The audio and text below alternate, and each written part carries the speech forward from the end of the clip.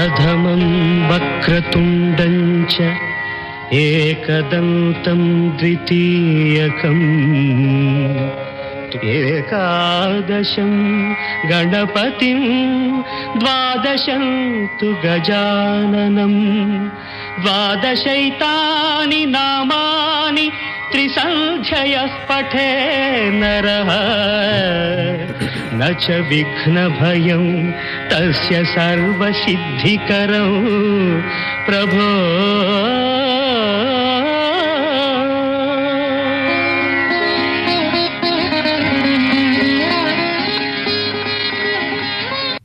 The following 2RRR program broadcast in the Kannada language is supported by the Community Broadcasting Foundation of Australia.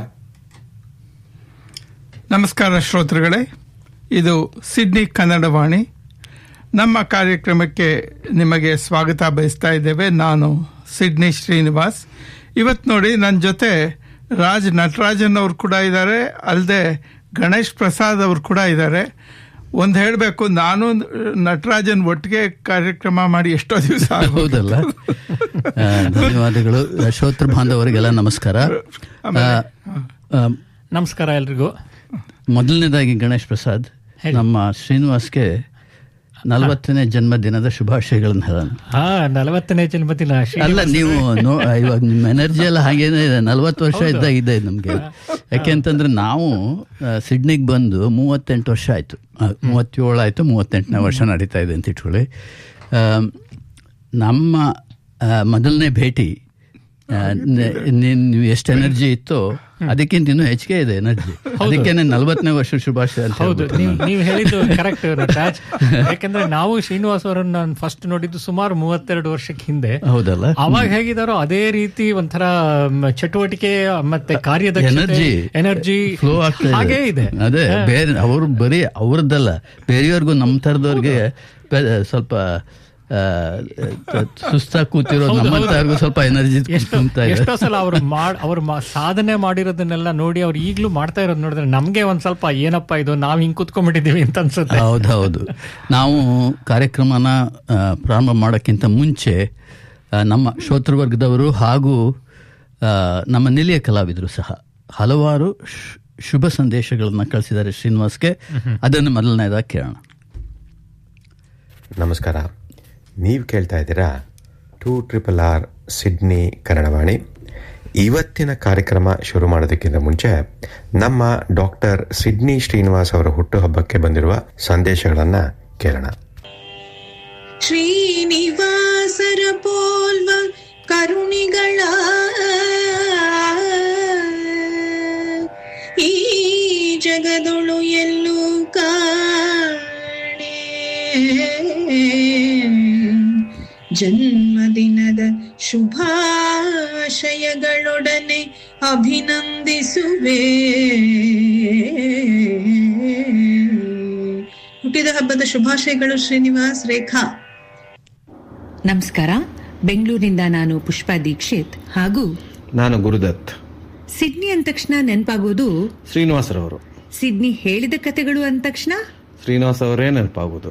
ಇನ್ನು Marie Curie ಅಂದ್ರು Srinivas sir ಅವರೇ ನಮಗೆ ನೆನಪಾಗುವುದು. Srinivas sir, ಈ 79 ವಸಂತಗಳಲ್ಲಿ ನಿಮ್ಮ ಸಾಧನೆ ಅಪಾರ. ನಿಮ್ಮ ಪ್ರೋತ್ಸಾಹದಲ್ಲಿ ನಾನು ಸಿಡ್ನಿ ಕನ್ನಡವಾಣಿಯ ಮೂಲಕ ಕಲಿತಾ ಇರೋದು ನನಗೆ ಹೆಮ್ಮೆ ವಿಷಯ. ಇನ್ನೇನು ಮುಂದಿನ ವರ್ಷ ಸಹಸ್ರ ಚಂದ್ರ ದರ್ಶನದ ಹೊಸ್ಲಿಗೆ ನೀವು ಕಾಲಿಡ್ತಾ ಇದ್ದೀರಿ. ಶತಾಯುಷಿಗಳಾಗಿ ಅಂತ ನಾನು ಹಾರೈಸ್ತೇನೆ. ದೇವರು ನಿಮಗೆ ಆಯುರ ಆರೋಗ್ಯ ಐಶ್ವರ್ಯವನ್ನ ಕೊಡಲಿ ಅಂತ ನಾವಿಬ್ರು ಪ್ರಾರ್ಥಿಸ್ತೇವೆ. Wish you a very happy birthday sir and many more to come. ನಮಸ್ತೆ ಶ್ರೀ ಶ್ರೀನಿವಾಸ್. ಜನ್ಮ ನಿಧಮಿದಂ ಆಯಿ ಪ್ರಿಯಸಕೆ ಶಂ ಥನ್ನುತೋ ಸರ್ವದಾಮುದಂ ಪ್ರಾರ್ಥಯಾಮಹೇ ಭವಶತಾಯುಷಿ ಈಶ್ವರ ಸದಾ ತ್ವಾಂ ಚ ರಕ್ಷತು. ಪುಣ್ಯಕರ್ಮದಾ ಕೀರ್ತಿಮರ್ಜಯ ಜೀವನಂ ತಂ ಭವತು ಸಾರ್ಥಕಂ. ಶತಮಾನಂ ಭವತಿ ಶತಾಯು ಪುರುಷ ಶತೇಂದ್ರಿಯ ಆಯುಷ್ವೇಂದ್ರಿಯ ಪ್ರತಿಷ್ಠತಿ. ಈ ಜನ್ಮದಿನದ ಶುಭ ಸಂದರ್ಭದಂದು ನಿಮಗೆ ಹಾರ್ದಿಕವಾದ ಜನ್ಮದಿನದ ಶುಭಾಶಯಗಳು. ನಿಮ್ಮ ಕಾರ್ಯಗಳು, ನಿಮ್ಮ ಸಾಧನೆಗಳು ಹೀಗೆ ಕೀರ್ತಿ ಶಿಖರಕ್ಕೆ ಇರಲಿ ಅಂತ ಪ್ರಾರ್ಥಿಸ್ಕೊಳ್ತೇನೆ. ಮತ್ತೊಮ್ಮೆ wish you very very very happy birthday. Sydney Srinivas sir ಅವರಿಗೆ ಹುಟ್ಟುಹಬ್ಬದ ಶುಭಾಶಯಗಳು. ಸರ್, ಪುಸ್ತಕ, ಸಾಹಿತ್ಯ ಮತ್ತು ರೇಡಿಯೋದೊಂದಿಗಿನ ಒಡನಾಟದೊಂದಿಗೆ ನಿಮ್ಮ ಆಶೀರ್ವಾದ ನಮ್ಮೆಲ್ಲರಿಗೂ ಹೀಗೆ ನಿರಂತರವಾಗಿ ಸಿಗ್ತಾ ಇರಲಿ ಎಂದು ನನ್ನ ಹಾರೈಕೆ. ಹಾಗೆ ಮತ್ತೊಮ್ಮೆ ತಮಗೆ ಹುಟ್ಟುಹಬ್ಬದ ಶುಭಾಶಯಗಳು. ನಾನು ದತ್ತು ಕುಲಕರ್ಣಿ. ಧನ್ಯವಾದಗಳು. ನಮಸ್ಕಾರ ಶ್ರೀನಿವಾಸ್ ಅವರೇ, ನಾನು ರಾಜಿ ಮಾತಾಡ್ತಾ ಇರೋದು. ನಾನು ನಾರಾಯಣ್ ಮಾತಾಡ್ತಾ ಇರೋದು. ನಿಮಗೆ ಹುಟ್ಟುಹಬ್ಬದ ಹಾರ್ದಿಕ ಶುಭಾಶಯಗಳು. ನಮ್ಮ ಕನ್ನಡ ಸಮುದಾಯದಲ್ಲಿ ಸಿಡ್ನಿನಲ್ಲಿ ಒಂದು ವಿಶೇಷವಾದಂಥ ವ್ಯಕ್ತಿ ನೀವು. ಯಾಕಂದರೆ ಸಾಹಿತ್ಯ, ಸಂಗೀತ ಮತ್ತು ವಿಜ್ಞಾನ ಈ ಎಲ್ಲ ವಿಷಯಗಳಲ್ಲೂ ಪರಿಣತಿ ಹೊಂದಿರೋರು ಮತ್ತು ವಿಷಯಗಳನ್ನು ನಮಗೆ ಎಲ್ರಿಗೂ ಹಂಚ್ಕೊಳ್ತಾ ಇದ್ದೀರಾ. ತುಂಬಾ ಖುಷಿಯಾಗತ್ತೆ. ನಿಮ್ಮ ಜ್ಞಾನವನ್ನು ಎಲ್ಲ ಕಡೆ ಹಂಚ್ತಾ ಇದ್ದೀರಾ. ತುಂಬಾ ಧನ್ಯವಾದಗಳು ನಿಮಗೆ. ಅದ್ರ ಜೊತೆಗೆ ನಿಮ್ಮದು ಬುಕ್ಕು, ನೀವು ಬರೆದಿರೋದು ಲೇಖನಗಳು ಎಲ್ಲನೂ ನಾನು ಓದಿದ್ದೀನಿ. ಪ್ರತಿ ಸತಿ ಅದು ಹೊಸದಾಗಿ ಒಂದು ಬುಕ್ ಬರ್ತಾ ಇದೆ ಅಂದಾಗ ನಮಗೆ ಸಂತೋಷ. ಕಾಯ್ತಾ ಇರ್ತೀವಿ. ಹೀಗೆ ನಿಮ್ಮ ಸೇವೆ ಮುಂದುವರಿತಾ ಇರಲಿ. ನಿಮ್ಮ ಈ ಕೊಡುಗೆ ನಮ್ಮ ಕನ್ನಡಕ್ಕೆ ಅತಿ ಮುಖ್ಯವಾದದ್ದು. ಮತ್ತು ನಿಮಗೆ ಇನ್ನೊಂದು ಸತಿ ಹ್ಯಾಪಿ ಬರ್ಡೇ, ಬೆಸ್ಟ್ ವಿಶಸ್. ಅಭಿನಂದನೆಗಳು. ನಮಸ್ಕಾರ. ಧನ್ಯವಾದಗಳು. ನಿಮ್ಮ ದೃಷ್ಟಿ ವೈಜ್ಞಾನಿಕ. ನೀವೊಬ್ಬ ಉತ್ತಮ ಲೇಖಕ, ರೇಡಿಯೋ ನಿರ್ವಾಹಕ, ಉತ್ಸಾಹದಲ್ಲಿ ಯುವಕ. ನಿಮ್ಮಿಂದ ಸ್ಫೂರ್ತಿ ಪಡೆದವರು ಅನೇಕ. ಡಾಕ್ಟರ್ ಸಿಡ್ನಿ ಶ್ರೀನಿವಾಸ್ ಅವರೇ, ನಿಮಗೆ ಜನ್ಮದಿನದ ಹಾರ್ದಿಕ ಶುಭ ಹಾರೈಕೆಗಳು. ನೀವು ಹೀಗೆ ಬೆಳಗುತ್ತೀರಿ, ಇತರರನ್ನು ಬೆಳೆಸುತ್ತೀರಿ ಎಂದು ಹಾರೈಸುವ ಅನು ಮತ್ತು ಶಿವರಾಮ್. ಡಿಯರ್ ಶ್ರೀನಿವಾಸ್, ನಿಮ್ಮ 79ನೇ ಹುಟ್ಟುಹಬ್ಬಕ್ಕೆ ಹಾರ್ದಿಕ ಶುಭಾಶಯಗಳು. ನಿಮ್ಮ ಅನುಭವ, ಜ್ಞಾನ ಮತ್ತು ಸಾಧನೆಗಳಿಗೆ ನಮಸ್ಕಾರ. ಹೀಗೆ ಇನ್ನೂ ಹೆಚ್ಚು ಹೆಚ್ಚು ಸಾಧಿಸುತ್ತಾ ಬನ್ನಿ. ಇದು ಪ್ರತಿಮಾ. Thank you. ಶ್ರೀನಿವಾಸ್ ಅವರಿಗೆ 79ನೇ ಹುಟ್ಟುಹಬ್ಬದ ಶುಭಾಶಯಗಳು. ನಮ್ಮ ಸಮುದಾಯದ ಹಿರೀಕರಾಗಿ ಒಂದು ತಂದೆಯ ಸ್ಥಾನದಲ್ಲಿ ನಿಂತು ನಮ್ಮೆಲ್ಲರಿಗೂ ಮಾದರಿಯಾಗಿರುವುದೇ ಅಲ್ಲದೆ ಶ್ರೀನಿವಾಸ್ ಅವರು ನಮಗೆ ಅಮೂಲ್ಯವಾದ ಮಾರ್ಗದರ್ಶನ ನೀಡುತ್ತಾ ಬಂದಿದ್ದಾರೆ. ಅದಕ್ಕೆ ಕೂಡ ನಮ್ಮ ಧನ್ಯವಾದಗಳು. ಅವರ ಸರಳತೆ, ಅವರು ತೋರುವ ಬಾಂಧವ್ಯಕ್ಕೆ ನಾವು ಚಿರಋಣಿ. ದೇವರು ಶ್ರೀನಿವಾಸ್ ಅವರಿಗೆ ಮುಂಬರುವ ವರ್ಷಗಳಲ್ಲಿ ಆಯುರಾರೋಗ್ಯ ಮತ್ತು ನೆಮ್ಮದಿಯನ್ನು ಕರುಣಿಸಲಿ. ನಾನು ಶಶಿಕಾಂತ. ಧನ್ಯವಾದಗಳು. ಹೆಸರಿನಲ್ಲೇ ನಮ್ಮ ಊರಿನ ಜನರ ಅಭಿಮಾನವನ್ನ ಸೇರಿಸಿಕೊಂಡಿರುವ ನಮ್ಮೆಲ್ಲರ ಪ್ರೀತಿಯ ಶ್ರೀ ಸಿಡ್ನಿ ಶ್ರೀನಿವಾಸ್ ಅವರೇ, ನಿಮಗೆ ನಿಮ್ಮ ಈ 79ನೇ ಹುಟ್ಟುಹಬ್ಬದ ಸಂದರ್ಭದಲ್ಲಿ ಸಿಹಿ ಹಾರೈಕೆಗಳು. ನೀವು ಹೀಗೆ ನಮ್ಮೆಲ್ಲರ ಜೊತೆಗೆ ನಗ್ತಾ ನಗ್ತಾ ಸೆಂಚುರಿ ಬಾರಿಸ್ಲಿ. ಕ್ವಾಲಿಟಿ ಮತ್ತೆ ಕ್ವಾಂಟಿಟಿ ಎರಡರಲ್ಲೂ ತೃಪ್ತಿಯಾಗಿ ಭರ್ತಿಯಾಗಿ ತುಳುಕಾಡ್ಲಿ. ನಿಮ್ಮ ಮುಂದಿನ ಜೀವನ ನೆಮ್ಮದಿಯಿಂದ ಕೂಡಿರಲಿ ಅಂತ ಬಯಸ್ತೇನೆ. ವಿಶ್ವಾಸಗಳೊಂದಿಗೆ ಹರೀಶ. ನಮಸ್ಕಾರ ಶ್ರೀನಿವಾಸ್ ಅವರೇ, ನಾನು ವಿನತೆ ಶರ್ಮಾ ಬ್ರಿಸ್ಬೇನ್ ನಗರದಿಂದ ಮಾತಾಡ್ತಾ ಇದ್ದೀನಿ. ಹುಟ್ಟುಹಬ್ಬದ ಶುಭಾಶಯಗಳು. ನಿಮ್ಮ ಜನ್ಮದಿನದ ಈ ಬಹಳ ಸಂತೋಷ ಸಂದರ್ಭದಲ್ಲಿ ನನ್ನ ಹಾರ್ದಿಕ ಶುಭಾಶಯಗಳು ನಿಮಗೆ. ಹೀಗೆ ನೀವು 1-2 ವರ್ಷ ಅಲ್ಲ, 3-4 ವರ್ಷ ಅಲ್ಲ, 2-3 ದಶಕಗಳ ಕಾಲ ಇದ್ದುಕೊಂಡು ನಮಗೆಲ್ಲ ಮಾರ್ಗದರ್ಶನ ಕೊಡ್ತಾ ಹಾಗೆ ಇರಬೇಕು, ನಗ್ನಾಗ್ತಾ ಇರಬೇಕು, ಆರೋಗ್ಯದಿಂದ ಇರಬೇಕು ಅಂತ ನಾನು ಆಶಿಸ್ತಾ ಇದ್ದೀನಿ. ಈ ನಿಮ್ಮ ಆಶೀರ್ವಾದ ನಮ್ಮೆಲ್ಲರ ಮೇಲೆ ಸದಾ ಇರಲಿ. ನಿಮ್ಮ ಅಪಾರ ಜ್ಞಾನ ಸಂಪತ್ತು, ಅನುಭವ ಸಂಪತ್ತು, ಜೀವನ ಅನುಭವ ಎಲ್ಲನೂ ನಮಗೂ ಕೂಡ ಸ್ವಲ್ಪ ದಕ್ಕಲಿ ಅಂತ ಆಶಿಸ್ತೀನಿ. ಮತ್ತೊಮ್ಮೆ ನಿಮ್ಮ ಹುಟ್ಟುಹಬ್ಬದ ದಿನಕ್ಕೆ ನನ್ನ ಶುಭಾಶಯಗಳು. ನಮಸ್ಕಾರ. ನಮಸ್ಕಾರ ಶ್ರೀನಿವಾಸ್, ಮಿಸ್ಟರ್ ಶ್ರೀನಿವಾಸ್, ಹುಟ್ಟಿದ ಹಬ್ಬ ಶುಭಾಶಯಗಳು. ನೀವು ನಮ್ಮ ಕಮ್ಯುನಿಟಿಗೆ, ಕನ್ನಡ ಕಮ್ಯುನಿಟಿಗೆ ಎಷ್ಟೊಂದು ಕನ್ನಡ ರೇಡಿಯೋಗೆ ಇಷ್ಟು ವರ್ಷದಿಂದ ಮಾಡ್ತಿದ್ದೀರಾ. ನಿಮಗೆ ಆರೋಗ್ಯ ಮತ್ತು ಸಂತೋಷ ಎಲ್ಲ ಇರಲಿ. ಇದೇ ಥರ ನೀವು ಪುಸ್ತಕ ಬರೆದುಕೊಂಡು ನಮ್ಮ ಕಮ್ಯುನಿಟಿಗೆ ಎಲ್ಲ ಮಾಡಿಕೊಂಡು ಸಂತೋಷವಾಗಿ ಆರೋಗ್ಯವಾಗಿ ಇರೋಕ್ಕೆ ದೇವರನ್ನ ಪ್ರಾರ್ಥನೆ ಮಾಡ್ಕೋತೀನಿ. ನಾನು ಕನ್ನಡ ಅಷ್ಟು ಫ್ಲೂಯೆಂಟ್ ಆಗಿಲ್ಲ. Many happy returns of the day. This is Uma Srinivasan. Dear Srinivas, I am delighted to know that today is your birthday, and on this beautiful occasion, me, Jagdish and Pushpa would like to wish you a wonderful birthday and a year full of joy, sound health, success in your literary pursuits, and continue to inspire me and Pushpa in our life pursuits as you and sister Usha have done for all of our stay in Australia. Wish you a fabulous day. With best wishes, Jagdish and Pushpa.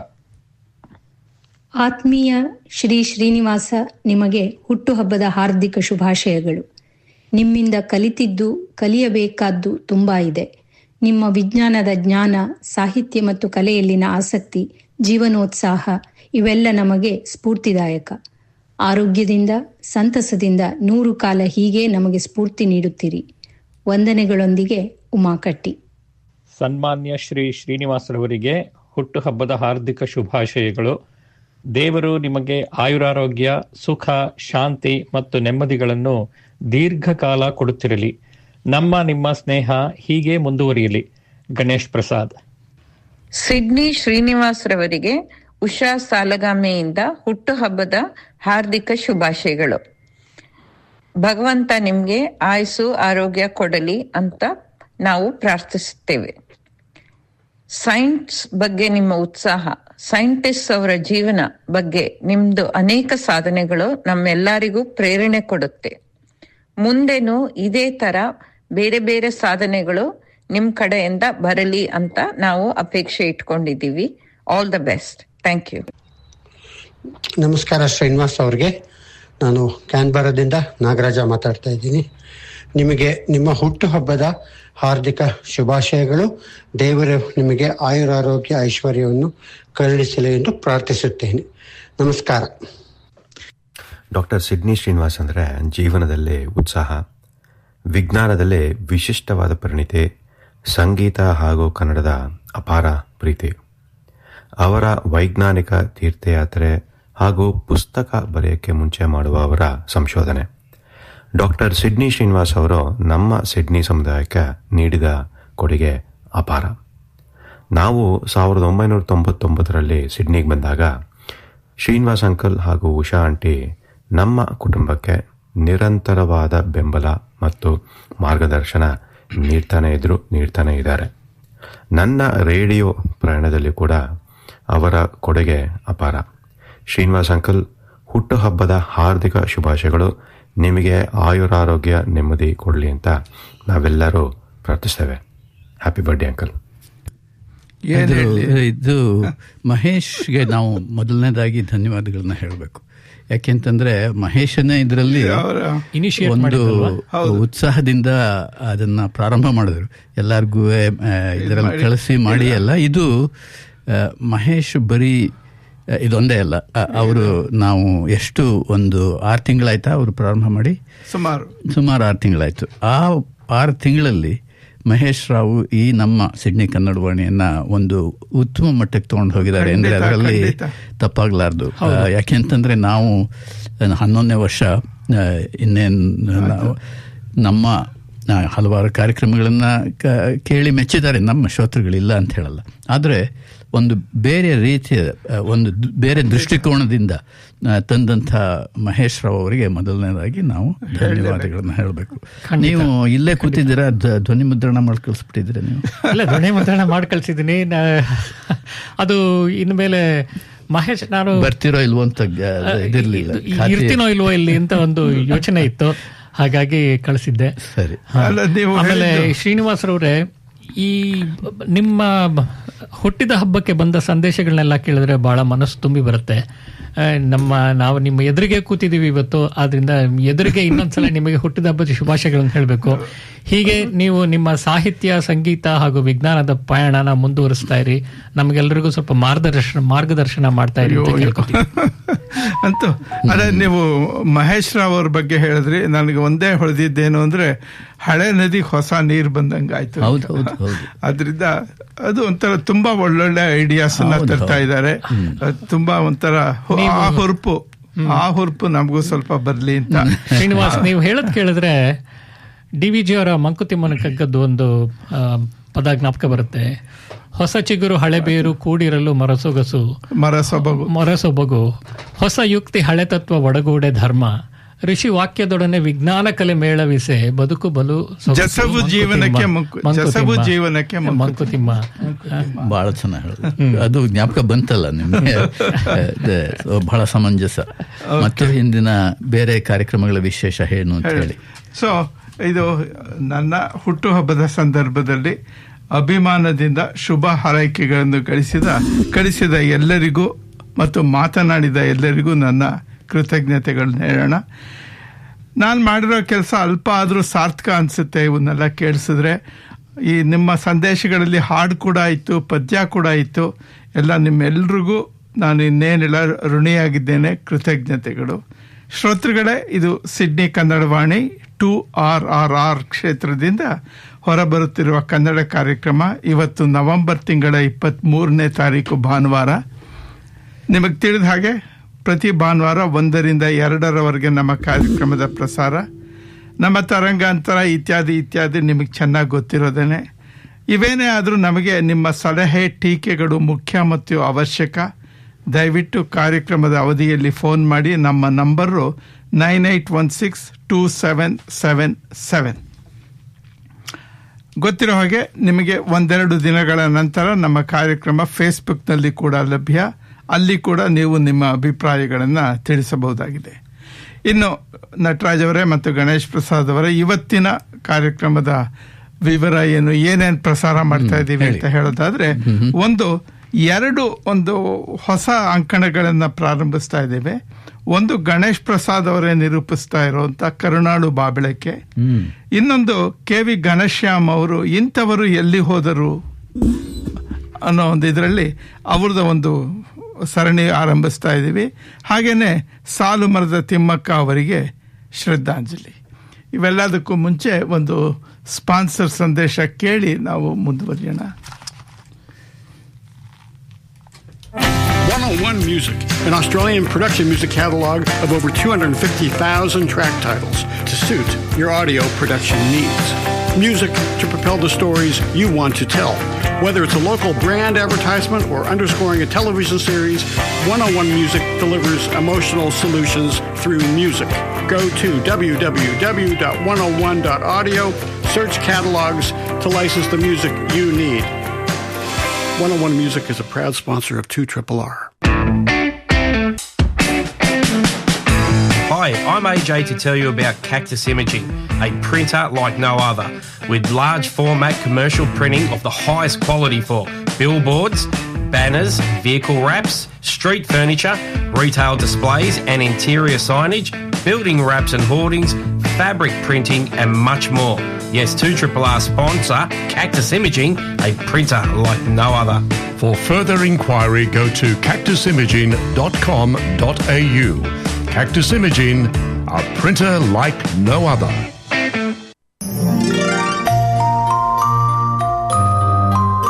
Hey mums and dads, do you have crafty kids?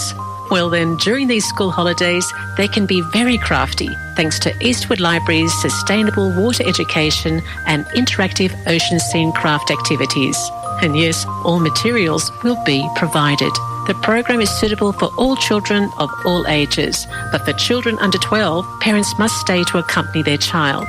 The date, Monday the 12th of January, and the address, Eastwood Library, corner of Hillview Road and West Parade, Eastwood. For more details, including times, phone the City of Ryde Library on 9952 8352. ಈಗ ಕಾರ್ಯಕ್ರಮವನ್ನು ವಿದ್ಯುಕ್ತವಾಗಿ ಪ್ರಾರಂಭ ಮಾಡೋದಾದರೆ, ಮೊದಲಿಗೆ ಗಣೇಶ್ ಪ್ರಸಾದ್ ಅವರು ನಮ್ಮ ಮುಂದೆ ಇಡ್ತಾ ಇರುವ ಕರುನಾಡು ಬಾ ಬೆಳಕೆ ಎಂಬ ಹೊಸ ಅಂಕಣ. ಇದರ ಬಗ್ಗೆ ಗಣೇಶ್ ಪ್ರಸಾದ್ ಅವರೇ ಇದ್ದಾರೆ. ಅವರು ಫಸ್ಟು ಇಂಟ್ರೊಡಕ್ಷನ್ ಆದಮೇಲೆ ನಾನು ಒಂದೆರಡು ಮಾತಾಡ್ತೀನಿ ಅಂತ ಹೇಳಿದ್ದಾರೆ. ಅದರಿಂದ ಈ ಅಂಕಣದ ಅದಕ್ಕೆ ಒಂದು ಪೀಠಿಕೆಯಾಗಿ ಅವರು ಏನು ಹೇಳ್ತಾರೆ ಕೇಳೋಣ. ಇದು ಕೇಳಿ.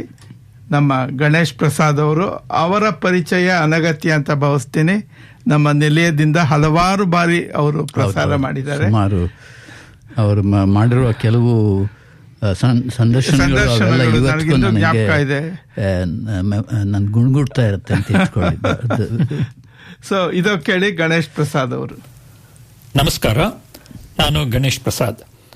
ಕರುಣಾಳು ಬಾ ಬೆಳಕೆ ಪುಸ್ತಕ ಮಾಲೆಯು ಡಾಕ್ಟರ್ ಗುರುರಾಜ ಕರಜಗಿಯವರು ನಾವೆಲ್ಲರೂ ದಿನ ದಿನವೂ ವ್ಯವಹರಿಸುತ್ತಿರುವ ಹಾಗೂ ಅನುಭವಿಸಿರುವ ವಿಷಯಗಳ ಆಧಾರದ ಮೇಲೆ ರಚಿಸಿರುವ ಒಂದು ಲೇಖನ ಮಾಲೆ.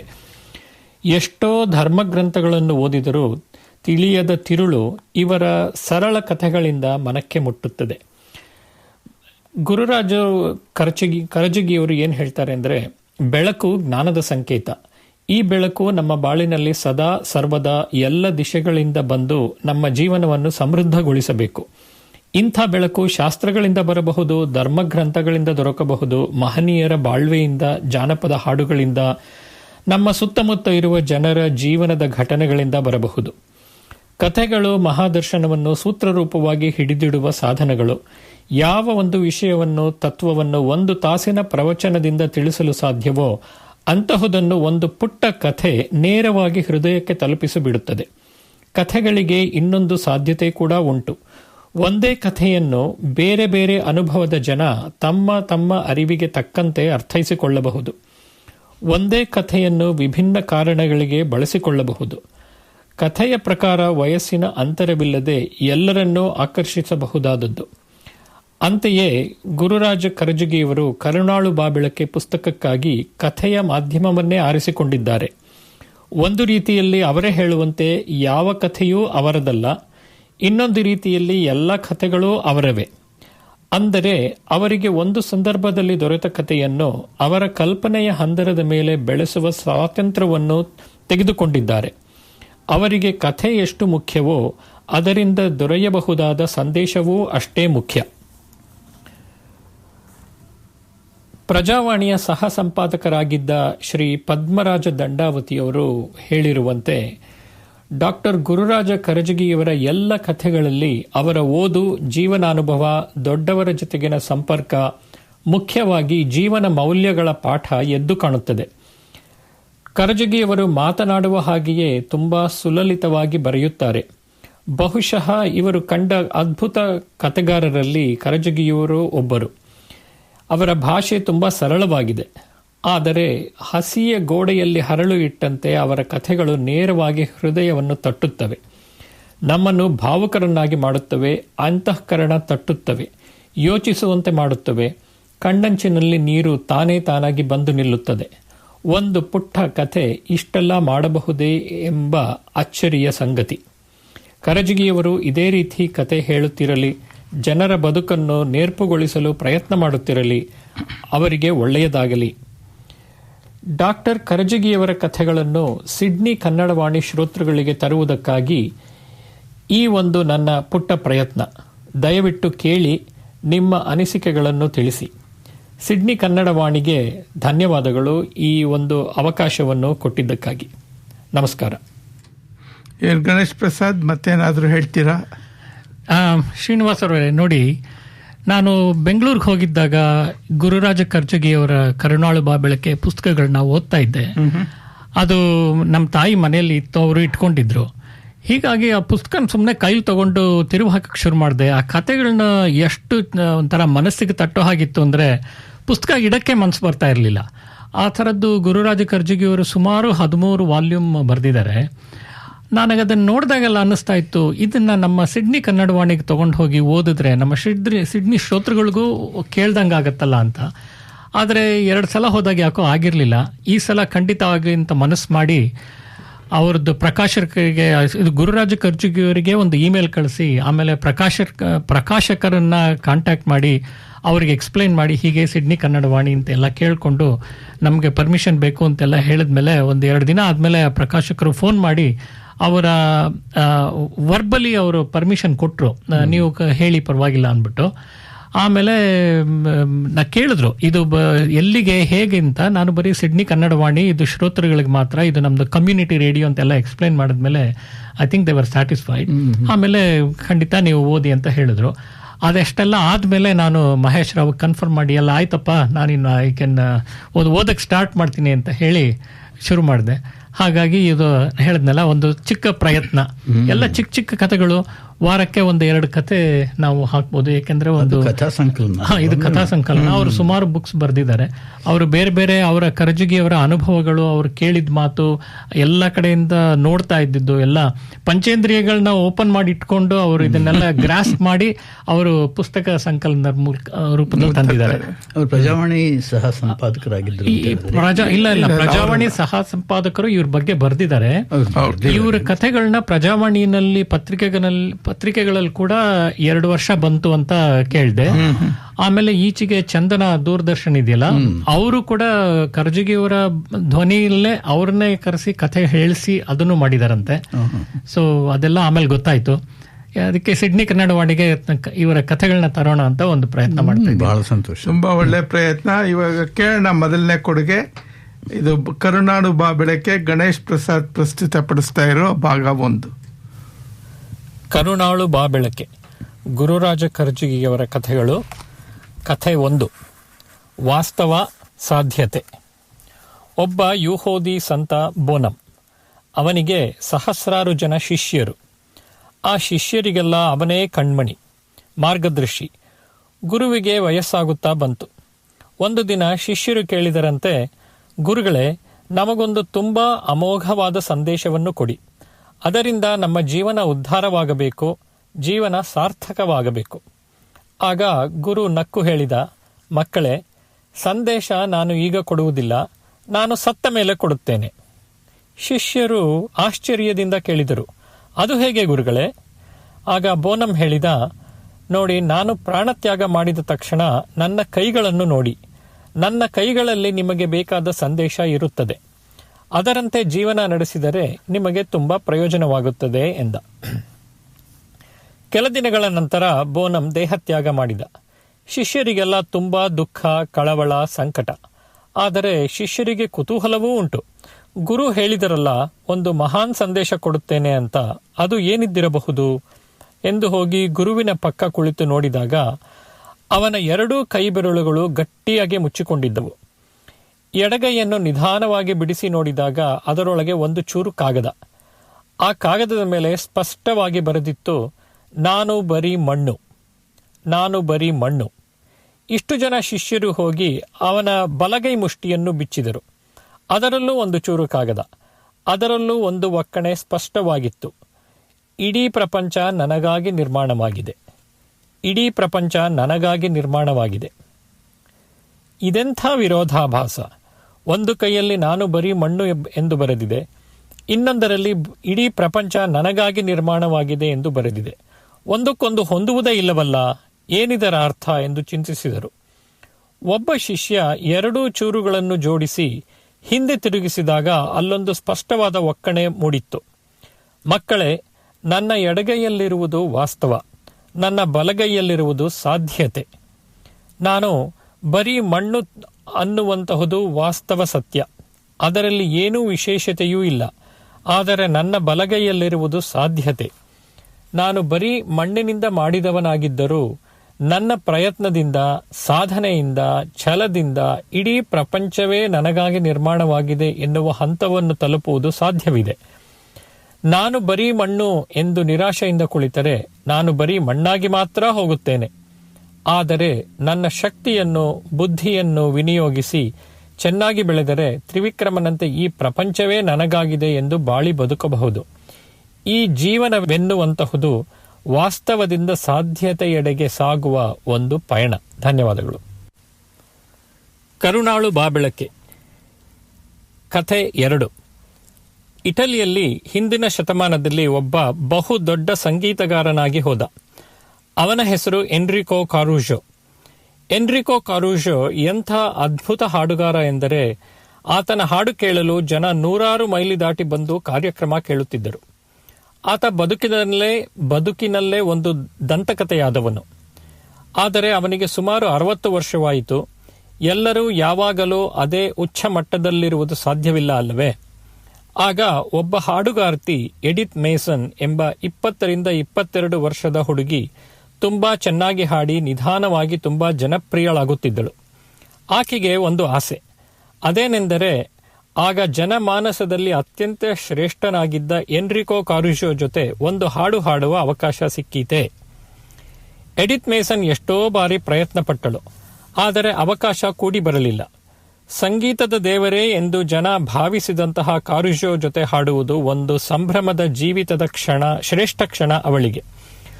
ತುಂಬಾ ಒತ್ತಾಯದ ನಂತರ ಕಾರುಜೋ ಒಪ್ಪಿಕೊಂಡ. ಅದಕ್ಕೊಂದು ದಿನ ಗೊತ್ತಾಯಿತು. ಆಕೆಯ ಜೀವನದ ಅತ್ಯಂತ ಸೌಭಾಗ್ಯದ ದಿನ ಅದು. ಸಂಗೀತ ಚಕ್ರವರ್ತಿಯಾದ ಎನ್ರಿಕೋ ಕಾರುಜೋ ಜೊತೆ ಒಂದೇ ಮಂಚದ ಮೇಲೆ ಹಾಡುವುದು ಒಂದು ಸಣ್ಣ ಅವಕಾಶವೇ? ಆ ದಿನ ಬಂದೇ ಬಂತು. ಇಟಲಿಯ ಬಹುದೊಡ್ಡ ಒಪೆರಾ ಹೌಸ್ ಸಿದ್ಧವಾಗಿತ್ತು.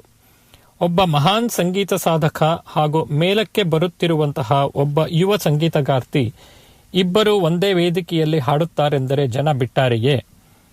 ಆ ಸಂಗೀತ ಭವನ ಕಿಕ್ಕಿರಿದು ತುಂಬಿ ಹೋಗಿತ್ತು. ಆಗ ಪರದೆಯ ಹಿಂದಿನಿಂದ ನಿಧಾನವಾಗಿ ಕಾರುಜೋ ಮತ್ತು ಎಡಿತ್ ಮೇಸನ್ ಮಂಚದ ಮೇಲೆ ಬರುತ್ತಿದ್ದರು. ಮೆಟ್ಟಿಲುಗಳನ್ನು ಹತ್ತುವಾಗ ಎಡಿತ್ ಮೇಸನ್ ಕಾರುಜೋವನ್ನು ಗಮನಿಸಿದಳು. ಅವನ ಕೈಗಳು ನಡುಗುತ್ತಿದ್ದವು. ತಕ್ಷಣ ಆಕೆ ಕೇಳಿದಳು, ಯಾಕೆ ಸರ್, ಆರೋಗ್ಯ ಚೆನ್ನಾಗಿಲ್ಲವಾ? ಕಾರುಜೋ ಹೇಳಿದ, ಇಲ್ಲ ತುಂಬಾ ಚೆನ್ನಾಗಿದ್ದೇನೆ, ಏನು ತೊಂದರೆ ಇಲ್ಲ. ಆದರೆ ಸರ್, ನಿಮ್ಮ ಕೈ ನಡುಗುತ್ತಿದೆಯಲ್ಲ, ಅದಕ್ಕೆ ಕೇಳಿದೆ. ಅದಕ್ಕೆ ಕಾರುಜೋ ಹೇಳಿದ, ಇಲ್ಲ ಎಡಿತ್, ನನಗೆ ಭಯವಾಗುತ್ತಿದೆ, ಅದಕ್ಕೆ ನಡುಕ. ಆಕೆ ಆಶ್ಚರ್ಯದಿಂದ ಕೇಳಿದಳು, ಹೆದರಿಕೆನಾ? ಯಾಕೆ ಸರ್ ಹೆದರಿಕೆ? ನಿಜವಾಗಿ ನೋಡಿದರೆ ನನಗೆ ಹೆದರಿಕೆಯಾಗಬೇಕು. ನೀವು ಸಂಗೀತದ ಸೀಮಾ ಪುರುಷ. ನಿಮ್ಮ ಪಕ್ಕದಲ್ಲಿ ನಿಂತು ಹಾಡಬೇಕಾದರೆ ನನಗೆ ಹೆದರಿಕೆಯಾಗಬೇಕು. ಆಗ ಕಾರುಜೋ ಹೇಳಿದ ಮಾತು ನಮಗೆಲ್ಲ ಎಲ್ಲ ಕಾಲಕ್ಕೂ ಮಾದರಿಯಾಗಬೇಕು. ಆತ ಹೇಳಿದ, ಇಲ್ಲ ಎಡಿತ್, ನೀನು ಭಯಪಡೋ ಕಾರಣ ಇಲ್ಲ. ಭಯ ಇರಬೇಕಾದದ್ದು ನನಗೆ. ಜನ ನನ್ನಿಂದ 100% ಅಪೇಕ್ಷೆ ಮಾಡುವುದಿಲ್ಲ, 150% ಅಪೇಕ್ಷೆ ಮಾಡುತ್ತಾರೆ. ಅವರ ಅಪೇಕ್ಷಿತ ಮಟ್ಟದಲ್ಲಿ ನಾನು ಕೊಂಚ ಕಮ್ಮಿಯಾದರೂ ಕೂಡ ಕೆಳಗೆ ಬಿದ್ದು ಹೋಗಿಬಿಡುತ್ತೇನೆ. ಪರ್ವತವನ್ನು ಏರುವುದು ಸುಲಭ ಮಗಳೇ, ಆದರೆ ಅಲ್ಲಿಯೇ ನಿಲ್ಲುವುದು ತುಂಬಾ ಕಷ್ಟ. ಒಂದು ಚೂರು ತಪ್ಪಿದರೂ ಕೆಳಕ್ಕೆ ಬೀಳುವುದು ಅನಿವಾರ್ಯ. ಯಶಸ್ಸು ಹಾಗೆ. ಆದ್ದರಿಂದ ಎತ್ತರಕ್ಕೇರಿದ ಮನುಷ್ಯ ತುಂಬಾ ಜಾಗರೂಕನಾಗಿರಬೇಕು. ನಿನಗೆ ಭಯ ಬೇಡ ಮಗಳೇ, ಹಾಡು, ಭಗವಂತ ನಿನಗೆ ಒಳ್ಳೆಯದನ್ನು ಮಾಡಲಿ ಎಂದು ಆಶೀರ್ವಾದ ಮಾಡಿದ.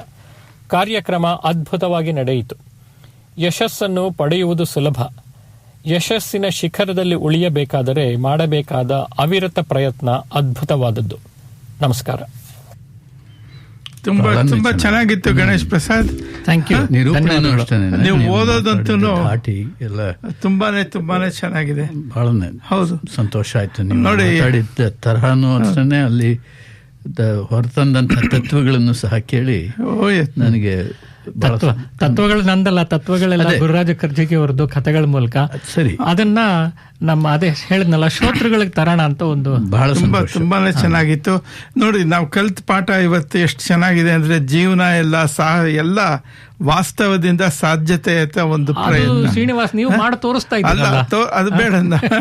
ಆಮೇಲೆ ಅದಕ್ಕಿಂತ ಹೆಚ್ಚಾಗಿ ನೀವು ಬೆಟ್ಟ ಹೇಗೋ ಏರ್ಕೊಂಡು ಹೋಗ್ಬಹುದು, ಆದ್ರೆ ಅಲ್ಲಿ ನಿಲ್ಲೋದು ಸ್ವಲ್ಪ ಕಷ್ಟದ ಕೆಲಸ, ಡೇಂಜರ್ ಅದು ಅಂತ. ಇವಾಗ ಎಲ್ಲ ಒಂದು ಇದ್ರ ಬಗ್ಗೆ ಸೋಷಿಯಲ್ ಮೀಡಿಯಾನಲ್ಲೂ ಬೇಕಾದಷ್ಟು ಇದೆ. ನೀವು ಹೇಗೋ ಈ ಪ್ರಮೋಷನ್ನು ಆ ಥರ ವಿಚಾರಗಳಿಗೆ ಹೇಳ್ತಾರೆ. ನೀವು ಮಾತಾಡ್ತೀನಿ, ನಟರಾಜ್ ಇದ್ರ ಫೋನ್ ನೋಡ್ತೀನಿ ನೋಡಿ. ಅದೇ ಒಂದು ದೂರವಾಣಿ ಕರೆ ಬರ್ತಾ ಇದೆ. ಆದರೆ ಇದೇ ರೀತಿ ಇನ್ನು ಈ ಅಂಕಣಗಳನ್ನ ಇನ್ನು ಮುಂದೇನು ತರ್ತೀರಲ್ವಾ? ಹೌದು, ಕಥೆಗಳನ್ನ ಓದ್ತೀನಿ. ಒಂದು ವಾರಕ್ಕೆ 2 ಕಥೆಗಳನ್ನ ಮಾಡ್ಬೋದು, ಚಿಕ್ಕ ಚಿಕ್ಕ ಕಥೆಗಳು.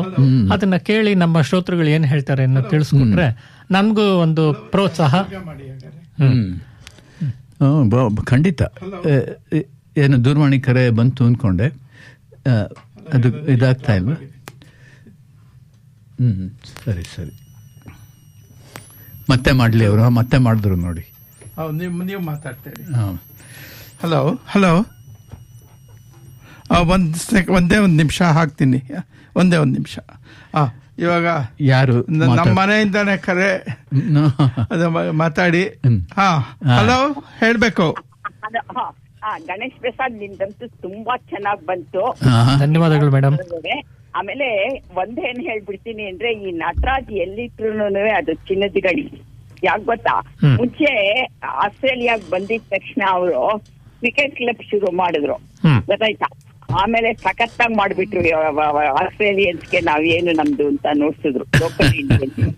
ಆಮೇಲೆ ನೆಕ್ಸ್ಟ್ UIA ಶುರು ಮಾಡಿದ್ರು, ಗೊತ್ತಾಯ್ತಾ? ಅಲ್ಲಿ ಸಾವಿರಾರು ಜನ ಬರೋರು ಅಲ್ಲಿ ಇದ್ರಲ್ಲಿ, ಗೊತ್ತಾಯ್ತಾ? ಅದೊಂದು. ಆಮೇಲೆ ಅದಕ್ಕೇನಂದ್ರೆ ಅವ್ರಿಗೆ ಟ್ಯಾಲೆಂಟೆಡ್ ವೈಫ್ ಇದಾರೆ, ಗೊತ್ತಾಯ್ತಾ? ಅದೊಂದು. ಆಮೇಲೆ ಅವ್ರು ಸೆಲೆಕ್ಟ್ ಮಾಡೋರು ನೋಡಿ, ಎಲ್ಲಾ ಪ್ರೋಗ್ರಾಮ್ಗಳನ್ನ ಹೆಂಗ್ ಐಡೆಂಟಿಫೈ ಮಾಡ್ತಾರೆ ಜನಗಳನ್ನ ಪ್ರೋಗ್ರಾಮ್ ಅಲ್ಲಿ ಇನ್ವಾಲ್ವ್ ಆಗಕ್ಕೆ. ಅದಕ್ಕೆ ನನಗನ್ಸುತ್ತೆ Nataraj is the smartest person. ಒಳ್ಳೊಳ್ಳೆ ಸ್ಕಿಲ್ಗಳನ್ನೆಲ್ಲ ನೋಡಿಸ್ತಾ ಇದ್ದಾರೆ. ಮಹೇಶ್ ಎಷ್ಟು ಚೆನ್ನಾಗ್ ಮಾಡ್ತಾ ಇದ್ದಾರೆ. ಗಣೇಶ್ ಪ್ರಸಾದ್, ನೀವು ರೇಡಿಯೋನಲ್ಲಿ ನೀವೇ ಫುಲ್ ತಗೊಂಬಿಡಿ, ನೀವು ಮಹೇಶ್ ಇಬ್ರೆ. ಯಾಕೆ ಸಿಡ್ನಿ ಶ್ರೀನಿವಾಸ್ ಅವ್ರು ರಿಟೈರ್ ಆಗ್ಬೇಕು ಅಂತ ಹೇಳ್ತಾ ಇದ್ದೀರಾ ಮೇಡಮ್? ಸಿಡ್ನಿ ಶ್ರೀನಿವಾಸ್ಗೆ ರಿಟೈರ್ ಆದಾಗ ನಟರಾಜ್ ಫೋನ್ ಮಾಡಿ ಕೇಳಿದ್ರು, ನಾನ್ ರೇಡಿಯೋ ಮಾಡ್ತಿದ್ದೀನಿ ಸೇರ್ಕೋತೀರಾ ಅಂತ. ಎಷ್ಟು ಖುಷಿಯಾಗಿ ಸೇರ್ಕೊಂಡ್ಬಿಟ್ರು. ರಿಟೈರ್ಡ್ ಜೀವನಕ್ಕೆ ಒಂದು ಹಾಬಿ ಸಿಕ್ತಲ್ಲ ಅಂತ. ಬೇರೆಯವ್ರ ನಟರಾಜ್ನ ಪ್ರೋಗ್ರಾಮ್ ಮಾಡಕ್ಕೆ ಬಿಡೋದಿಲ್ಲ, ಇವರೇ ಮಾಡೋರು. 3 ಹೊತ್ತು ಕುತ್ಕೊಂಡು ಇವ್ರದೇ ಹೇಳ್ಕೊಡೋರು. ಬಟ್ ಇದಕ್ಕೆಲ್ಲ ಆಪರ್ಚುನಿಟಿ ಕೊಟ್ಟಿದ್ದು ನಟರಾಜು. ಈಸ್ ವೆರಿ ಇಲ್ಲ ಇದು ಒಂದು ಟ್ಯಾಲೆಂಟೆಡ್ ಪೀಪಲ್ ನ ಐಡೆಂಟಿಫೈ ಮಾಡ್ತಾರೆ. ಕೊಯತ್ನಾಗ್ ಹೋಗ್ತಾರೆ, ಎಲ್ಲೋ ಒಂದ್ ಕಡೆ ಸ್ಟ್ರೈಟ್ ಆಗಿ ನಡ್ಕೊಂಡು. But he has all the reason. ಒಂದು ಅವಕಾಶ ಕಲ್ಪಿಸ್ಕೊಡೋದಕ್ಕೆ ಪ್ರಯತ್ನ ಮಾಡೋದು ಬಹಳನೇ ಅಷ್ಟೊಂದು ಕಷ್ಟ ಏನಿಲ್ಲ. ಆದರೆ ಆ ಒಂದು ಟ್ಯಾಲೆಂಟ್ ಇರೋರು ಅಲ್ಲಿ ಬಂದು ಆ ಒಂದು ಪ್ರಯತ್ನ ಪಟ್ಟಿದ್ದನ್ನ ಮುಂದಕ್ಕೆ ತೊಗೊಂಡು ಹೋಗ್ತಾರಲ್ಲ ಅವರು, ಇವಾಗ ಮಹೇಶ್ ಆಗಲಿ, ಶ್ರೀನಿವಾಸ್ ಆಗಲಿ, ಗಣೇಶ್ ಪ್ರಸಾದಿಗೆ ಬಂದ್ ಮಾಡಿದ್ರು. ಈ ಥರ ಆಮೇಲಿಂದ ಬೇಕಾದಷ್ಟು ಜನ ಬೆಂಗಳೂರಿನಿಂದ ನಮಗೆ ಮಾಹಿತಿಗಳನ್ನು ಕಳಿಸ್ತಾ ಇರ್ತಾರೆ. ಅವ್ರಿಗೆಲ್ಲರಿಗೂ ನಾವೆಲ್ಲ ಚಿರಋಣಿ. ನಾವೆಲ್ಲ ಎಲ್ಲರಿಗೂ ಅಷ್ಟೇ ಟ್ಯಾಲೆಂಟ್ ಇದೆ. ಅದಲ್ಲ, ಎಲ್ಲ ಗ್ರೂಪ್ ನೀವು, ನಾನಿಲ್ಲ ಅನ್ನಲ್ಲ. ಬಟ್ ಅದರಲ್ಲಿ ಲೀಡರ್ಶಿಪ್ ಇಸ್ ವೆರಿ ಇಂಪಾರ್ಟೆಂಟ್ ಅಲ್ವಾ ನಟರಾಜ್? ಅದು ನನ್ನ ಭಾವನೆ. ಐ ಥಿಂಕ್ ನೀವು ಹೇಳೋದು ಅಕ್ಷರ ಸಹ ನಿಜ ಉಷಾ ಅವರೇ. ಬಹಳ ಧನ್ಯವಾದಗಳು ಉಷಾ. ನಿಮ್ಗೆ ಇಷ್ಟವಾದ ತಿಂಡಿ ಏನಾದ್ರು ಇದ್ರೆ ಹೇಳ್ಬಿಡಿ, ನಂತ ಯಾವಾಗ್ಲಾರು ತಂದು ಕೊಡ್ತೀನಿ. ಇಲ್ಲಿ ನೀವೇನೇ ಮಾಡ್ಕೊಡ್ಬೇಕು ನನಗೆ ಅಂತ ಇಟ್ಕೊಳ್ಳಿ. ಉಷಾ ಅವರೇ, ನಿಮ್ಮ ಪ್ರೋತ್ಸಾಹದ ನುಡಿಗಳು ನಮಗೆ ಬಹಳ ಸಹಾಯಕಾರಿ. ಮುಂದೇನು ಹೀಗೆ ಮಾಡಕ್ಕೆ ನಮಗೆ ಒಂಥರ ಪ್ರೋತ್ಸಾಹ ನೀಡುತ್ತೆ.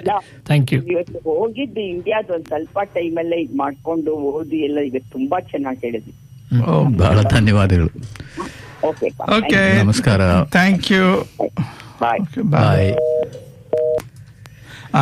ಈಗ ಇಷ್ಟು ತುಂಬಾ ಮಾತಾಡಿದೀವಿ, ಒಂದು ಹಾಡು ಸ್ವಲ್ಪ ಕೇಳೋಣ. ಓಕೆ.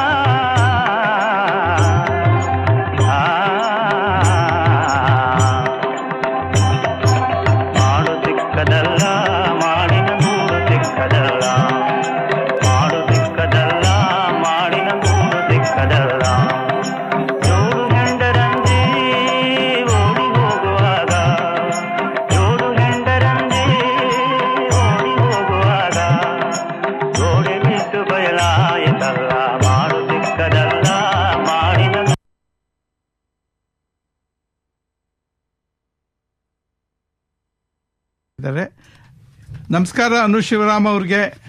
ನಮಸ್ಕಾರ ಶ್ರೀನಿವಾಸ್. ನಮಸ್ಕಾರ ನಮಸ್ಕಾರ. ಹೇಳಿ. ತುಂಬಾ correct. You both are very good king makers. ನೀವು ಟ್ಯಾಲೆಂಟ್ ಸ್ಕೌಟ್ಸ್ ಇಬ್ರು ಚೆನ್ನಾಗಿ ಟ್ಯಾಲೆಂಟ್ ಇರೋರ್ನ ಪ್ರೋತ್ಸಾಹ ಕೊಟ್ಟು ತರ್ತಾ ಇದ್ದೀರಾ. ಅದಕ್ಕೆ ಮಹೇಶ್ ರಾವ್ ಒಂದು ಒಳ್ಳೆ ಉದಾಹರಣೆ, ಮತ್ತೆ ಗಣೇಶ್ ಪ್ರಸಾದ್ ಸಹ. ಇವತ್ತು ಅವ್ರು ಓದಿದ ಕತೆಗಳು ತುಂಬಾ ಒಳ್ಳೆ ಸೆಲೆಕ್ಷನ್, ತುಂಬಾ ಒಳ್ಳೆ ಆಯ್ಕೆ ಮತ್ತು ಸ್ಪಷ್ಟವಾದ ಉಚ್ಚಾರಣೆ, ಪರ್ಫೆಕ್ಟ್ ಅನ್ನೋ ತರದ ನಿರೂಪಣೆ ತುಂಬಾ ಇಷ್ಟ ಆಯ್ತು.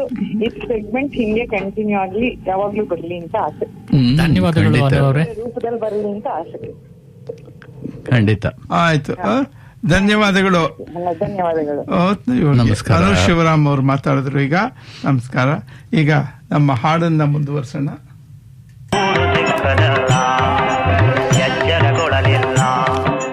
ಎಚ್ಚರಗೊಳ್ಳಲಿಲ್ಲ ಮನವೇ ಹುಚ್ಚನಾದೆನಲ್ಲ, ಎಚ್ಚರಗೊಳ್ಳಲಿಲ್ಲ ಮನವೇ ಹುಚ್ಚನಾದೆನಲ್ಲ. ಅಚ್ಚಿನೊಳಗೆ ಬೆಚ್ಚು ಮೆಚ್ಚಿನೊಳಗೆ ಅಚ್ಚು, ಅಚ್ಚಿನೊಳಗೆ ಮೆಚ್ಚು ಮೆಚ್ಚಿನೊಳಗೆ ಅಚ್ಚು. ಕಿಚ್ಚತ್ತು ಹೋಯಿತಲ್ಲ ಮಾಡು ಸಿಕ್ಕದಲ್ಲ, ಮಾಡಿನ ಗೂಡು ಸಿಕ್ಕದಲ್ಲ.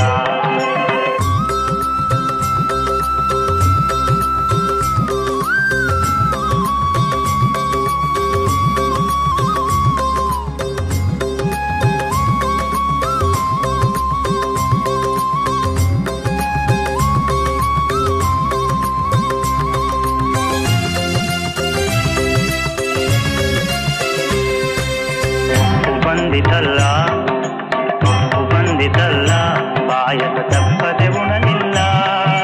ಮುಪ್ಪು ಬಂದಿತಲ್ಲ, ಪಾಯಸ ತಪ್ಪದೆ ಉಣಲಿಲ್ಲ. ತುಪ್ಪದ ಬಿಂದಿಗೆ ತಿಪ್ಪೆ ಮೇಲೆ ದೊಪ್ಪನೆ ಬಿತ್ತಲ್ಲ, ಮಾಡು ಸಿಕ್ಕದಲ್ಲ, ಮಾಡಿನ ಗೂಡು ಸಿಕ್ಕದಲ್ಲ.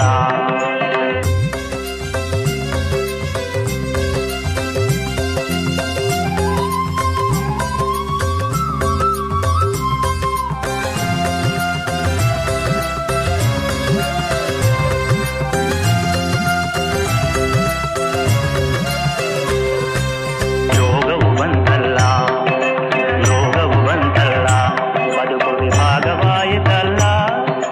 ಯೋಗವು ಬಂತಲ್ಲ, ಬದುಕು ವಿಭಾಗವಾಯಿತಲ್ಲ. ಭೋಗಿ ಶಯನ ಶ್ರೀ ಪುರಂದರ ವಿಠಲನ, ಭೋಗಿ ಶಯನ ಶ್ರೀ ಪುರಂದರ ವಿಠಲನ ಆದ ನೆನೆಯಲಿಲ್ಲ. ಮಾಡು ಸಿಕ್ಕದಲ್ಲ, ಮಾಡಿನ ಗೂಡು ಸಿಕ್ಕದಲ್ಲ. ಜೋಡು ಹೆಂಡರಂಜಿ ಓಡಿ ಹೋಗುವಾಗ, ಜೋಡು ಹೆಂಡರಂಜಿ ಓಡಿ ಹೋಗುವಾಗ, ಗೋಡೆ ಬಿದ್ದು ಬಯಲಾಯಿತಲ್ಲ. ಮಾಡು ಸಿಕ್ಕದಲ್ಲ, ಮಾಡಿನ ಗೂಡು ಸಿಕ್ಕದಲ್ಲ.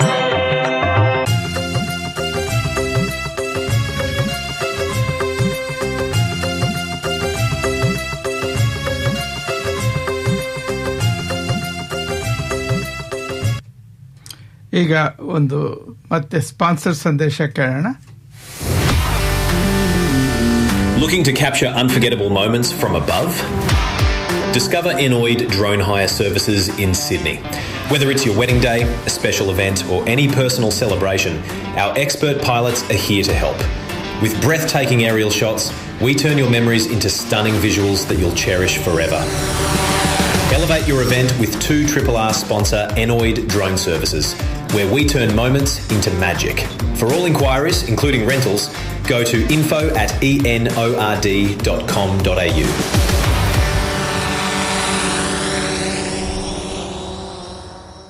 With summer approaching and the ensuing prolonged heat waves, it's important to prepare for extreme high temperatures.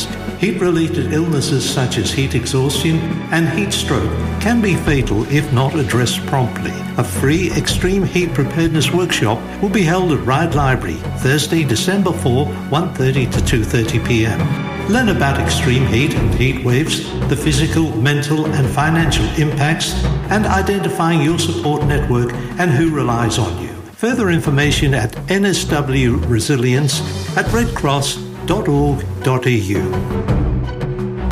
Join Dev and Mark for your drive home on Thursdays as we play cracking tunes to get you home like this.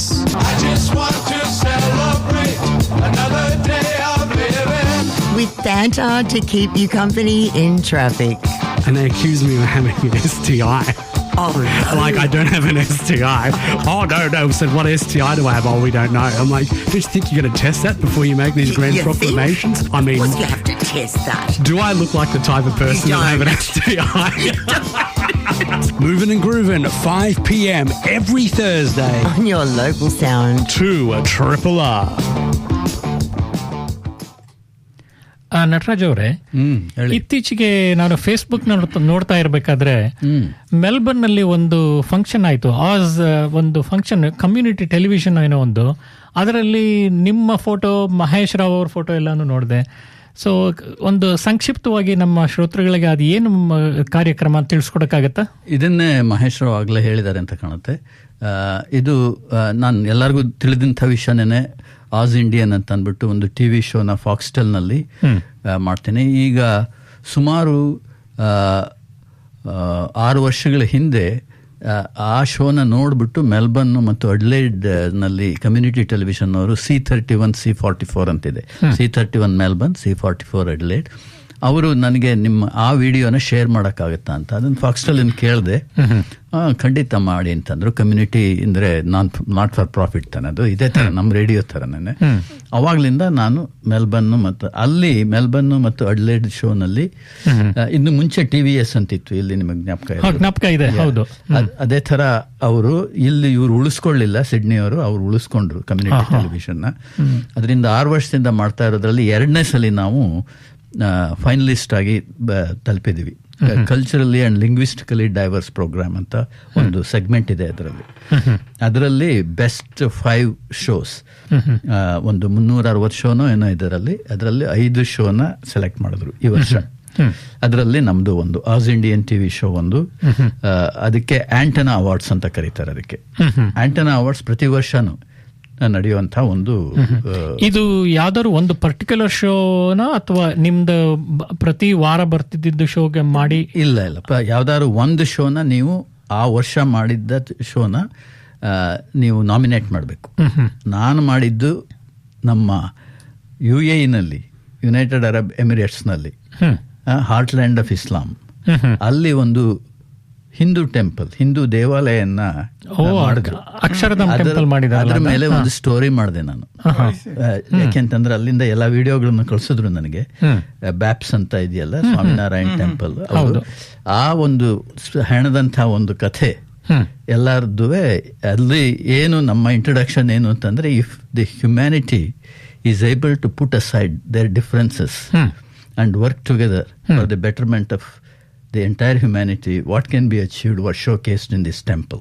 Right. I thought it serves as a beacon of hope for a world which is torn apart by mistrust and violence. ಇದು ನಮ್ಮ mission ಆಗಿತ್ತು ಅದರದ್ದು.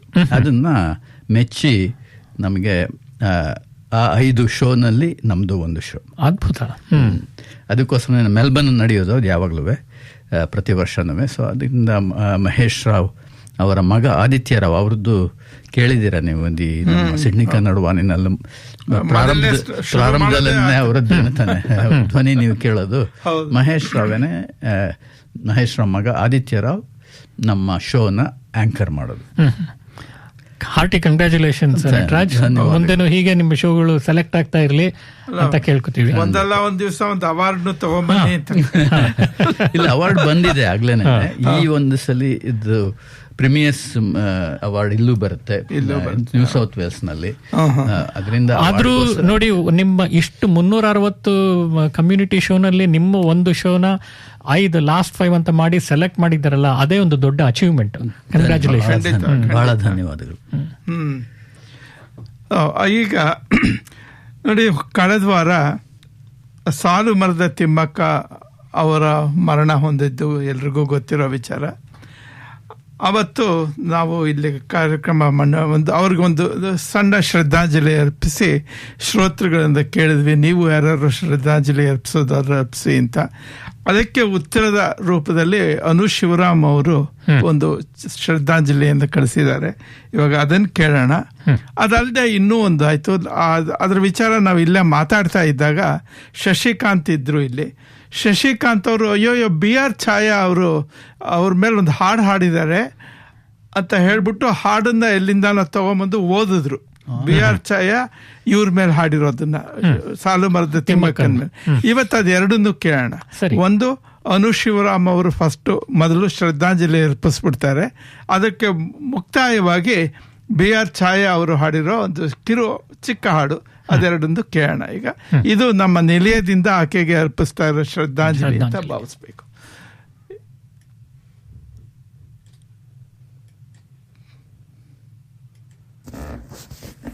ಪರಿಸರ ಮತ್ತು ಪರಿಸರ ಪ್ರೇಮ fashionable ಪದಗಳಾಗೋದಕ್ಕೆ ಬಹಳ ವರ್ಷಗಳ ಮುಂಚೆಯೇ ಗ್ರಾಮೀಣ ಕರ್ನಾಟಕದ ಒಬ್ಬ ಅತಿ ಸಾಮಾನ್ಯ ಮಹಿಳೆ ಸದ್ದಿಲ್ಲದೆ ಒಂದು ಜೀವಂತ ಪರಿಸರ ಪರಂಪರೆಯನ್ನು ನಿರ್ಮಾಣ ಮಾಡಿದರು.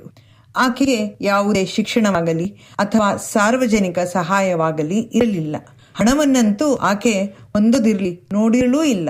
ಆದರೂ ಆಕೆ ಅಸಂಖ್ಯಾತ ಜನರು, ಪ್ರಾಣಿಗಳು ಮತ್ತು ಇಡೀ ಪರಿಸರ ವ್ಯವಸ್ಥೆಗಳಿಗೆ ಆಶ್ರಯ ನೀಡುವ 385 ಆಲದ ಮರಗಳನ್ನು ನೆಟ್ಟು ಅವನ್ನು ಪೋಷಿಸಿ ಬೆಳೆಸಿದರು. ಇದು ಸಾಲು ಮರದ ತಿಮ್ಮಕ್ಕ ಎಂದೇ ಪ್ರಸಿದ್ಧ ಆಗಿರುವ ಸಾಧಾರಣ ಮಹಿಳೆಯ ಅಸಾಧಾರಣ ಕತೆ. ದೃಢ ಸಂಕಲ್ಪ, ಶಿಸ್ತು ಮತ್ತು ಮುಂದಾಲೋಚನೆಯಿಂದ ಮನಸ್ಸಿಟ್ಟು ಕೆಲಸ ಮಾಡಿದರೆ ಏನನ್ನಾದರೂ ಸಾಧಿಸಲು ಸಾಧ್ಯ ಎಂಬುದಕ್ಕೆ ಈಕೆಯ ಜೀವನವೇ ಒಂದು ನಿದರ್ಶನ. ತಿಮ್ಮಕ್ಕ ತುಮಕೂರು ಜಿಲ್ಲೆಯ ಗುಬ್ಬಿ ತಾಲೂಕಿನ ಕುಗ್ರಾಮವೊಂದರಲ್ಲಿ ಬಡ ರೈತ ದಂಪತಿಗಳ 6 ಮಕ್ಕಳಲ್ಲಿ ಒಬ್ಬರು. ಬಾಲ್ಯದಲ್ಲಿ ಕೃಷಿ ಕೆಲಸ, ಕಲ್ಲು ಕುಟ್ಟುವ ಕೆಲಸ ಇತ್ಯಾದಿ ಕಷ್ಟದ ದೈಹಿಕ ಕೆಲಸಗಳನ್ನು ಮಾಡಿ ಬೆಳೆದರು ತಿಮ್ಮಕ್ಕ. 16ನೇ ವಯಸ್ಸಿನಲ್ಲಿ ಹತ್ತಿರದ ರಾಮನಗರ ಜಿಲ್ಲೆಯ ಬಡ ರೈತ ಚಿಕ್ಕಯ್ಯನಿಗೆ ಕೊಟ್ಟು ಮದುವೆ ಮಾಡಿದರು. ಮದುವೆಯು ಒಡನಾಡವನ್ನೇ ತಂದಿತು. ಆದರೆ ಅವರ ಜೀವನದ ಬಡತನದಲ್ಲಿ ಏನೂ ಬದಲಾವಣೆ ಆಗಲಿಲ್ಲ. ಮದುವೆಯಾಗಿ ಎಷ್ಟು ವರ್ಷಗಳಾದರೂ ಮಕ್ಕಳಾಗಲಿಲ್ಲ. ಗ್ರಾಮೀಣ ಸಮುದಾಯದಲ್ಲಿ ಮಕ್ಕಳಿಲ್ಲದ ಕಳಂಕವು ಅವರ ಮನಸ್ಸಿನ ನೋವನ್ನು ಹೆಚ್ಚಿಸಿತು. ಮನನೊಂದ ತಿಮ್ಮಕ್ಕ ಮತ್ತು ಚಿಕ್ಕಯ್ಯ ಆ ಶೂನ್ಯವನ್ನು ತುಂಬಲು ಹಾಗೂ ತಮಗಾಗಿ ಒಂದು ಉದ್ದೇಶವನ್ನು ಕಂಡುಕೊಳ್ಳಲು ಬಂಜರು ಮಣ್ಣಿನ ರಸ್ತೆಯಲ್ಲಿ ಆಲದ ಸಸಿಗಳನ್ನು ನೆಡಲು ಪ್ರಾರಂಭಿಸಿದರು. ಆಲದ ಮರದ ಔದಾರ್ಯ ಎಲ್ಲರಿಗೂ ತಿಳಿದದ್ದೇ. ಸಮೃದ್ಧ ನೆರಳು, ಜೀವಜಂತುಗಳಿಗೆ ಆಶ್ರಯ ಮತ್ತು ಆಹಾರ. ಆಲದ ಮರವನ್ನೇ ಈ ಉದಾರ ಮನಸ್ಸಿನ ದಂಪತಿಗಳು ಆರಿಸಿಕೊಂಡರು. ಒಟ್ಟಾಗಿ ಅವರು 385 ಆಲದ ಮರಗಳನ್ನು ನೆಟ್ಟರು. ಅವುಗಳನ್ನು ತಮ್ಮ ಸ್ವಂತ ಮಕ್ಕಳಂತೆ ನೋಡಿಕೊಂಡರು. ಪ್ರತಿದಿನ ತಿಮ್ಮಕ್ಕ ಮತ್ತು ಚಿಕ್ಕಯ್ಯ ದಂಪತಿಗಳು ಸುಮಾರು 4 ಕಿಲೋಮೀಟರ್ಗಳಷ್ಟು ದೂರದಿಂದ ಬಿಂದಿಗೆಗಳಲ್ಲಿ ನೀರನ್ನು ಸಾಗಿಸಿ ಎಳೆಯ ಸಸಿಗಳನ್ನು ಕಠಿಣ ಬೇಸಿಗೆ ಮತ್ತು ಅನಿರೀಕ್ಷಿತ ಮಳೆಗಾಳಿಗಳಿಗೆ ಸಿಲುಕಿ ಹಾಳಾಗದಂತೆ ಪ್ರೀತಿಯಿಂದ ಕಾಪಾಡಿದರು. 1991ರಲ್ಲಿ ಚಿಕ್ಕಯ್ಯ ನಿಧನರಾದಾಗ ತಿಮ್ಮಕ್ಕ ಅಂಜಲಿಲ್ಲ. ಹೊಸ ದೃಢತೆಯಿಂದ ಏಕಾಂಗಿಯಾಗಿ ಕೆಲಸ ಮಾಡುವುದನ್ನು ಮುಂದುವರಿಸಿದರು. ಮುಂದಿನ ವರ್ಷಗಳಲ್ಲಿ ಅವರು ಜಿಲ್ಲೆಯಾದ್ಯಂತ ಸುಮಾರು 8,000 ಮರಗಳನ್ನು ನೆಟ್ಟರು. ಅವರ ದಣಿವರಿಯದ ಕೆಲಸವು ಅವರಿಗೆ ವೃಕ್ಷ ಮಾತೆ, ಮರಗಳ ತಾಯಿ ಎಂಬ ಪ್ರೀತಿಯ ಬಿರುದನ್ನು ತಂದುಕೊಟ್ಟಿತು. ನಾನು ಬೆಳೆಸಿದ ಕೊಂಬೆಗಳ ಕೆಳಗೆ ಜೀವನದ ಸಂಭ್ರಮವನ್ನು ನೋಡುವುದು ತಿಮ್ಮಕ್ಕಳಿಗೆ ಅಪರಿಮಿತ ಸಂತೋಷವನ್ನು ನೀಡಿತು. ಪಕ್ಷಿಗಳು, ಅಳಿಲುಗಳು, ಜೇನುಗೂಡುಗಳು, ಕೋತಿಗಳು ಮತ್ತು ಅವಳ ಮರಗಳಲ್ಲಿ ಆಶ್ರಯ ಪಡೆದ ಅಸಂಖ್ಯಾತ ಹುಳು ಹುಪ್ಪಟೆಗಳು ಅವಳ ನಿಜವಾದ ಪ್ರತಿಫಲವಾದವು. ತಿಮ್ಮಕ್ಕ ತನಗಾಗಿ ಏನನ್ನೂ ಕೇಳಲಿಲ್ಲ. ಈಕೆ ನೆಟ್ಟ ವೃಕ್ಷರಾಶಿ ಹಾಗೂ ಅದರಿಂದ ಆಗುತ್ತಿದ್ದ ಉಪಯೋಗ ನೋಡಿದ ನಂತರ ರಾಜ್ಯ ಮತ್ತು ದೇಶಾದ್ಯಂತದಿಂದ ಪ್ರಶಸ್ತಿಗಳು, ಬಿರುದುಗಳು, ಸನ್ಮಾನಗಳು ಹುಡುಕಿ ಬಂದವು. ಭಾರತದ ಅತ್ಯುನ್ನತ ನಾಗರಿಕ ಗೌರವಗಳಲ್ಲಿ ಒಂದಾದ ಪದ್ಮಶ್ರೀ ಪ್ರಶಸ್ತಿಯು ತಿಮ್ಮಕ್ಕನ ಕೈ ಸೇರಿತು. ಪ್ರಶಸ್ತಿ ಪ್ರದಾನ ಸಮಾರಂಭದಲ್ಲಿ ಈ ಅಶಿಕ್ಷಿತ ಮುಗ್ಧ ಮನದ ತಿಮ್ಮಕ್ಕ ಭಾರತದ ರಾಷ್ಟ್ರಪತಿಯವರ ತಲೆ ಮೇಲೆ ಕೈಯಿಟ್ಟು ಆಶೀರ್ವಾದಿಸುವುದನ್ನು ಇಡೀ ರಾಷ್ಟ್ರವು ದೂರದರ್ಶನದಲ್ಲಿ ನೋಡಿ ಆನಂದಿಸಿತು. ಪ್ರಕೃತಿಯನ್ನು ಪೋಷಿಸುವ ಇವರ ಸರಳ ದೃಢವಾದ ಬದ್ಧತೆಯಿಂದ ಲಕ್ಷಾಂತರ ಜನರು ಇವರ ಜೀವನದಿಂದ ಸ್ಫೂರ್ತಿ ಪಡೆದಿದ್ದಾರೆ ಹಾಗೂ ಪರಿಸರ ವ್ಯವಸ್ಥೆಗಳ ಅಭಿವೃದ್ಧಿಯತ್ತ ಗಮನ ಹರಿಸಿದ್ದಾರೆ. ಶತಾಯುಷಿ ತಿಮ್ಮಕ್ಕ ಬುಧವಾರ ಅಂದರೆ 14 ನವೆಂಬರ್ 2025ರಂದು ನಿಧನರಾದರು. ಯಾವುದೇ ಕೋಟ್ಯಾಧೀಶರಿಂದಲೂ ಸಾಧ್ಯವಾಗದಷ್ಟು ಆಸ್ತಿಯನ್ನು ನಾಡಿನ ಜನತೆಗೆ ಕೊಟ್ಟು ಹೋದರು ಈ ವೃಕ್ಷ ಮಾತೆ. ಹಸಿರಿನಿಂದ ನಳನಳಿಸುತ್ತಾ ಭೇದ ಭಾವವಿಲ್ಲದೆ ನಾವೆಲ್ಲರೂ ಉಸಿರಾಡುವ ಗಾಳಿಯನ್ನು ಕೊಡುವ ಈ ಮರಗಳಿಗೆ ಬೆಲೆ ಕಟ್ಟಲಾದೀತೆ. ತಿಮ್ಮಕ್ಕನಂತ ನಿಸ್ವಾರ್ಥ ಜೀವಿಗಳು ಮತ್ತೆ ಹುಟ್ಟಿ ಬಂದಾರೆಯೇ. ನಮಸ್ಕಾರ. ಸಾಲು ಮರದ ತಿಮ್ಮಕ್ಕನಿಗೆ ಈ ಹಾಡು ಸಮರ್ಪಣೆ ಮಾಡ್ತಾ ಇದ್ದೀನಿ. ನಿಮ್ಗೋಸ್ಕರ ಹಾಡ್ತಾ ಇದ್ದೀನಿ ಅಜ್ಜಿ. ಋತುಮಾನ ಸಂಪುಟದಿ ಹೊಸ ಕಾವ್ಯ ಬರೆದವಳೆ, ಋತುಮಾನ ಸಂಪುಟದಿ ಹೊಸ ಕಾವ್ಯ ಬರೆದವಳೆ, ಮಾನವ ಕುಲವ ಕಾಯುವ ತಾಯಿ. ಪಚ್ಚೆ ಕಾಡಿನ ನಡುವೆ ಸ್ವಚ್ಛ ಪ್ರೀತಿಯ ಧಾರೆ,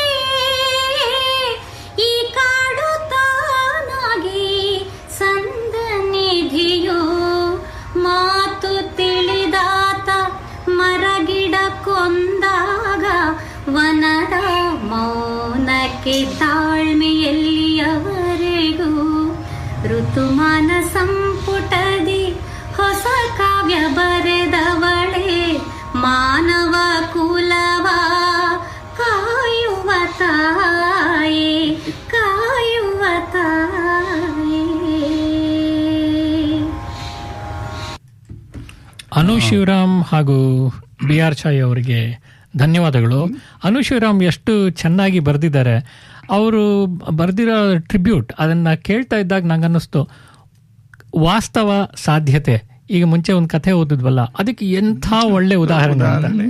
ಅದೊಂದೇ ಅಲ್ಲ, ಅವರು ಅನು ಶಿವರಾಮ್ ಯಾಕೋ ಹೇಳಲಿಲ್ಲ, ಅವ್ರನ್ನ ಭೇಟಿ ಮಾಡಿದ್ದಾರೆ, ತಿಮ್ಮಕ್ಕನ್ನ ಭೇಟಿ ಮಾಡಿದ್ದಾರೆ. ನಾನು ಹೇಳಿದ್ದೆ ಅದನ್ನು ಸ್ವಲ್ಪ ಸೇರಿಸ್ಕೊಳ್ಳಿ ಅಂತ, ಯಾಕೋ ಸೇರಿಸಿಲ್ಲ, ನೋಡೋಣ ತಿರ್ಗಾ ಅಲ್ದಾಗ. ಸೊ ಆದರೆ ನೋಡಿ, ಅದೇ ಒಂದು ಹೇಳಿದ್ನಲ್ಲ, ಒಂದು ಮಾತಾಡೋದೊಂದು ಅಥವಾ ನಮ್ಮ ಮಾತಾಡದೆ ಸುಮ್ಮನೆ ಕೂತ್ಕೊಂಡು ನಮ್ಮ ಬದುಕೇ ಒಂದು ಮಾದರಿ ಥರ ಆಗೋದೊಂದು, ಅದು ಎರಡು ತುಂಬ ಅಜಗಜಾಂತರ. ಅದು ಯಾಕೆ ವನ ಮಹೋತ್ಸವದ ಬಗ್ಗೆ ಎಷ್ಟು ಜನ ಮಾತಾಡಿಲ್ಲ, ಎಷ್ಟು ಜನ ಕವಿತೆ ಬರೆದಿಲ್ಲ, ಎಷ್ಟು ಜನ ಪುಸ್ತಕಗಳು ಬರೆದಿಲ್ಲ, ಆದರೆ ಅದು ಎಲ್ಲ ಅದನ್ನು ಒಂಥರ ಪಕ್ಕಕ್ಕೆ ತಳ್ಳುತ್ತೆ. ಇವರು ಇಂಥವ್ರ ಜೀವನ ಸಹ ಮಾಡಿ ತೋರಿಸಿದ್ದಾರೆ ಇವರು ಅದನ್ನ. ಬರೀ ಅದೇ ಅದು ಸರಿ. ಇವರ ಹೆಸರಿನಲ್ಲಿ ಲಾಸ್ ಏಂಜಲೀಸ್ ನಲ್ಲಿ ಒಂದು ಎನ್ವೈರ್ಮೆಂಟಲ್, ಹೌದು, ಯೂನಿವರ್ಸಿಟಿನವರು ಒಂದು ಟ್ರಸ್ಟ್ ತರ ಮಾಡಿದ್ದಾರೆ. ಅದಕ್ಕೆ ತಿಮ್ಮಕ್ಕ ಟ್ರಸ್ಟ್ ಅಂತ. ಅದೇ ನೋಡಿ, action speaks louder than words ಅಂತ. ಖಂಡಿತ ಅದು ಯಾವತ್ತೂ ಅಷ್ಟೇನೆ. ಆಮೇಲಿಂದ ನಮ್ಮ ಕನ್ನಡಿಗರಿಗೆ ಕ್ರಿಕೆಟ್ ನಲ್ಲಿ ಅಭಿಮಾನ ಸರ್, ಹೇಳ್ಬೇಕು. ಖಂಡಿತ ಖಂಡಿತ. ಹೌದು ಹೌದು. ಎರಡು ದಿನದಲ್ಲಿ ಮುಗಿದ ಟೆಸ್ಟ್ ನೋಡಿದ್ರೆ ಟ್ರಾವರ್ಸ್ ಹೆಡ್ ಅವನು ಆಕ್ಚುಲಿ ಇದೇ ರೀತಿ ನೀವು ODI ವರ್ಲ್ಡ್ ಕಪ್ ಫೈನಲ್ನಲ್ಲೂ ಭಾರತದ ಮೇಲೆ ಜಯ ಗಳಿಸೋದಕ್ಕೆ ಅವನೇ ಕಾರಣ. ಸಿಂಗಲ್ ಹ್ಯಾಂಡೆಡ್ಲಿ ಅವನು ಒಂದು ಮ್ಯಾಚನ್ನು ಗೆದ್ಬಿಡ್ತಾನೆ. ಅವನು ಗ್ಲೆನ್ ಮ್ಯಾಕ್ಸ್ವೆಲ್ಲು ಇವರೆಲ್ಲ ಮ್ಯಾಚ್ ವಿನ್ನರ್ಸು. ಅದನ್ನು ಆಮೇಲಿಂದ ಭಾರತ ಮತ್ತು ಸೌತ್ ಆಫ್ರಿಕಾ ನಡುವೆ ನಡೀತಾ ಇದೆ ಟೆಸ್ಟ್ ಸರಣಿ. ಅದರಲ್ಲಿ ಭಾರತ ಬಹಳ ಹೀನಾಯವಾಗಿ ಏನಂತ ಹೇಳ್ಬೇಕು, ಅದನ್ನ ಹೀನಾಯವಾಗಿ ಸೋತುಬಿಟ್ರು. ಹೌದು, ಅದನ್ನ ನೋಡಿದ್ರೆ ನನಗೆ ಆಶ್ಚರ್ಯ ಆಯ್ತು. ಅಷ್ಟೊಂದು ಅವ್ರಿಗೆ ಕೋಟ್ಯಾನುಕೋಟಿ ದುಡ್ಡು ಕೊಟ್ಟು ಅವ್ರನ್ನೆಲ್ಲ ಬ್ಯಾಟಿಂಗು ಬೌಲಿಂಗೇ ಆಗಲಿ ಏನೇ ಆಗಲಿ, ಆದ್ರೆ ಆ ಸೌತ್ ಆಫ್ರಿಕಾ ಮೇಲೆ 135 ಮಾಡಬೇಕಾಗಿತ್ತು. ನಾನು ಗೆಲ್ತಾರೆ ಅನ್ಕೊಂಡ್ರೆ ಹೋಗಿ 93 ಔಟ್ ಆಗ್ಬಿಟ್ಟಿದ್ದಾರೆ. ಬಹಳ ಅನ್ಯಾಯ. ಆದ್ರೆ ಈಗ 2ನೇ ಟೆಸ್ಟ್ ನಡೀತಾ ಇದೆ. ಅದರಲ್ಲಿ ನೋಡೋಣ ಮುಂಚೆ ಏನಾಗುತ್ತೆ ಅಂತ. 245ಕ್ಕೆ 7 ವಿಕೆಟ್ ಏನೋ 6 ವಿಕೆಟ್ ಆಗಿದೆ ಅಂತ ಕಾಣುತ್ತೆ. ನಾನು ಒಂಥರ ಈ ಹ್ಯೂಮರಸ್ ಮೊಮೆಂಟ್ ಅನ್ನೋದು ನಿನ್ನೆ ರಾತ್ರಿ ಏನನ್ನಿಸ್ತು ಅಂದ್ರೆ, ಈಸಾ ಗುಹಾ ಮಿಚೆಲ್ ಸ್ಟಾರ್ಕ್ ನ ಇಂಟರ್ವ್ಯೂ ಮಾಡ್ಬೇಕಾದ್ರೆ ಪಾಪ ಅವಳ ಕೈನ್ ಪೂರ್ತಿ ಹಿಡ್ಕೊಂಡು ಮೈಕ್ರೋಫೋನ್ ಅವಳ ಕೈ ಹಿಡ್ಕೋತಾ ಇದ್ಲು. ಅವರಿಬ್ಬರ ಹೈಟ್ ಡಿಫರೆನ್ಸ್ ಎಷ್ಟಿದೆ ಅನ್ಕೊಂಡ್ರೆ ಒಂದು ಸ್ಟೆಪ್ಪರು ಕೊಡಬಾರ್ದ ಅಂತ. ಹೌದು, ಈಶಾ ಗುಹಾ ಇರಲಿ. ನಾನು ಒಂದ್ಸಲಿ ಗ್ಲೆನ್ ಮೆಗ್ರಾನ್, ಅದು ಜೇನ್ ಮೆಗ್ರಾ ಫೌಂಡೇಶನ್ ಅಂತ ನಡೀತಾರೆ, ಇಲ್ಲಿ ಪಿಂಕ್ ಸಾರಿ ಅವರು ಮಾಡ್ತಾರೆ ನೋಡಿ. ಅವರು ಅವ್ಳ ಇಂಟರ್ವ್ಯೂ ಮಾಡುವಾಗ ಹಾಗೇನೆ ಆಯ್ತು. ನನ್ನ ಹೈಟು ನಾನೇನು ತುಂಬಾ ಕುಳ್ಳ ಏನಲ್ಲ, ಆದ್ರೂ ಮೈಕನ್ ಹಿಂಗ್ ಹಿಡ್ಕೋಬೇಕಾಯ್ತು ತಲೆ ಮೇಲೆ ಇಂಟರ್ವ್ಯೂ ಮಾಡುವಾಗ. ಸೊ ಆ ವಾಕ್ಯಗಳೊಂದಿಗೆ ನಮ್ಮ ಕಾರ್ಯಕ್ರಮದ ಕೊನೆಗೆ ಬರ್ತಾ ಇದ್ದೀವಿ. ಇಂದಿನ ಕಾರ್ಯಕ್ರಮದಲ್ಲಿ ಭಾಗವಹಿಸಿದ ಎಲ್ಲರಿಗೂ ನಮ್ಮ ಧನ್ಯವಾದಗಳು. ಅದರಲ್ಲಿ ಒಬ್ಬರು ಗಣೇಶ್ ಪ್ರಸಾದ್ ಇಲ್ಲೇ ಇದ್ದಾರೆ. ಫೋನ್ ಮಾಡಿದ ಉಷಾ ಶ್ರೀನಿವಾಸ್ ಮತ್ತು ಅನು ಶಿವರಾಮ್ ಅವ್ರಿಗೆ ಎಲ್ರಿಗೂ ನಮ್ಮ ಆಮೇಲೆ ಇದನ್ನು ಶ್ರದ್ಧಾಂಜಲಿಯನ್ನು ಕಳಿಸಿದ ಅನು ಶಿವರಾಮ್, ಎಲ್ರಿಗೂ ನಮ್ಮ ಧನ್ಯವಾದಗಳನ್ನ ಹೇಳೋಣ. ನಿಮ್ಗೆ ಹುಟ್ಟುದಿನದ ಶುಭಾಶಯಗಳು ಎಲ್ಲರಿಗೂ ಧನ್ಯವಾದಗಳು. ಹೇಳಾಯ್ತು, ನಾನು ಹೇಳಿದ್ದೀನಿ, ನಾನು ಹೇಳ್ಬಿಡ್ತೀನಿ. ಹೌದು, ಅದಾದ ನಂತರ ನಿಮ್ಮ ಭೇಟಿ ಮುಂದಿನ ವಾರ ನವೆಂಬರ್ 30ನೇ ತಾರೀಕು ಅಂತ ಹೇಳ್ತಾ ನಿಮ್ಮನ್ನ ಬೀಳ್ಕೊಡ್ತಾ ಇದ್ದೀನಿ. ನಾನು ಸಿಡ್ನಿ ಶ್ರೀನಿವಾಸ್, ರಾಜ್ ನಟರಾಜನ್ ಹಾಗೂ ಗಣೇಶ್ ಪ್ರಸಾದ್. ನಮಸ್ಕಾರ. ನಮಸ್ಕಾರ. ನಮಸ್ಕಾರ.